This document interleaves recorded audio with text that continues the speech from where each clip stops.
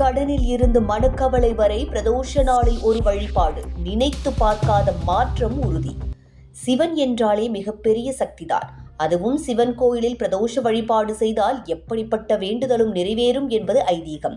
குறிப்பாக கடனில் இருந்து மனக்கவலை வரை, மேலும் குழந்தை பெயர் தள்ளி போவது, திருமணத்தடை அனைத்திற்கும் பிரதோஷ நாளில் இப்படி வழிபட வேண்டும்.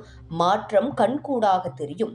சிவபெருமானுக்கு மிகவும் உகந்ததாக கருதப்படும் பிரதோஷ காலத்தில் பக்தியுடன் செய்யப்படும் வழிபாடு வாழ்க்கையில் இருக்கும் பல தடைகளை நீக்கி மன அமைதியையும் நேர்மறை மாற்றங்களையும் தரும். பிரதோஷ நாளில் சிவபெருமானுக்கு வில்வ இலை மிகவும் உகந்ததாக சொல்லப்படுகிறது. அதே போன்று பால், தயிர், தேன், இளநீர், பஞ்சாமிர்தம் ஆகியவற்றினால் அபிஷேகம் செய்து வழிபடுவது சிறப்பாக பார்க்கப்படுகிறது. நைவேத்தியமாக வெண்பொங்கல், சர்க்கரை பொங்கல், பழங்கள், தேங்காய் போன்றவற்றை படைத்து இறைவனை வணங்கலாம். கடன் தொல்லையால் அவதிப்படுபவர்கள் பிரதோஷ நாளில் நந்தி பகவானின் காதில் தங்களது வேண்டுதல்களை மனமுருகி கூறினால் அது சிவபெருமானிடம் சேரும் என்பது பக்தர்களின் நம்பிக்கையாகும். திருமணத்தடை நீங்க சிவன் பார்வதியை வழிபடலாம். குழந்தை பாக்கியம் வேண்டுவோர் பாலபிஷேகம் செய்து பிரார்த்தனை செய்யலாம்.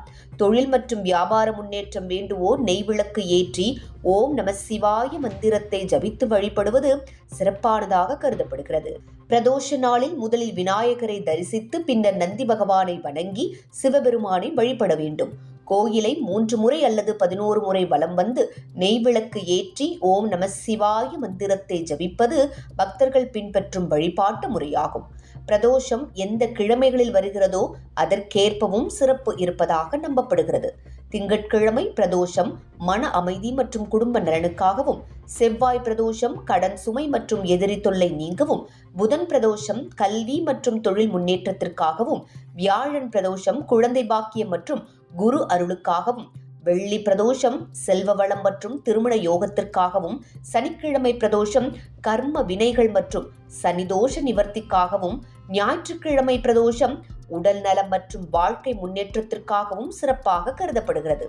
பிரதோஷ நாளில் தேவையற்ற கோபம், வாக்குவாதம் போன்றவற்றை தவிர்த்து இறை சிந்தனையுடன் இருப்பது நல்லது என கூறப்படுகிறது.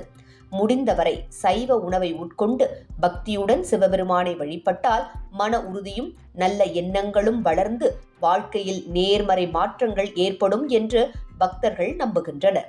எனவே வாழ்க்கையில் இருக்கும் தடைகள் விலகவும், மன நிம்மதி கிடைக்கவும், குடும்பத்தில் மகிழ்ச்சி நிலைக்கவும் பிரதோஷ நாளில் அருகில் இருக்கும் சிவாலயத்திற்கு சென்று பக்தியுடன் சிவபெருமானையும் நந்தி பகவானையும் வழிபடலாம். பக்தியுடன் செய்யப்படும் வழிபாடு மனதிற்கு அமைதியையும் வாழ்க்கைக்கு நம்பிக்கையையும் தரும் என்பது தலைமுறைகள் கடந்து வரும் ஆன்மீக நம்பிக்கையாகும்.